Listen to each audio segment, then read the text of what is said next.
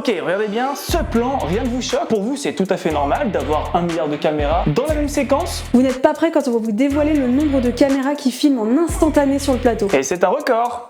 C'est pas nouveau les caméras qui filment en instantané sur les plateaux de tournage. Ça permet d'avoir plusieurs angles de vue, d'être focus sur un candidat ou sur une action. Il est courant qu'on fasse croire que certaines images ont été prises au même moment, alors que non. Koh-Lanta le fait très bien quand par exemple dans ce plan large on voit les candidats, c'est des doublures, c'est pas les vrais candidats. Sauf que là on ne parle pas d'une vingtaine de candidats, on parle de 1000 personnes à filmer en même temps. Ok, du coup il y a combien de caméras dans cet épisode 1? Bon, vu qu'il y a déjà 1000 personnes à filmer, il y a déjà 1000 GoPro. Les GoPro sont disposées sur chaque plateforme et elles filment le joueur qu'il y a dessus. Comme ça on est sûr de ne pas louper aucune interaction. Et aucun drama. Les GoPro sont alimentées en externe et le flux vidéo est envoyé directement sur des serveurs, ce qui représente 42 km de câbles. Imaginez s'il fallait gérer 1000 cartes SD et 1000 batteries, non ça aurait été trop relou. Sauf que comme on le voit ici, il y a encore d'autres caméras. On peut rajouter à notre compteur 43 caméras volantes. C'est tout simplement des caméramans qui se déplacent dans l'espace. Et les caméras qu'ils ont, c'est pas des caméras lambda. C'est tout simplement des caméras Arri Alexa Mini LF, les caméras qu'on utilise pour faire des films à Hollywood quoi. Et ça coûte entre 100 000 et 150 000 euros.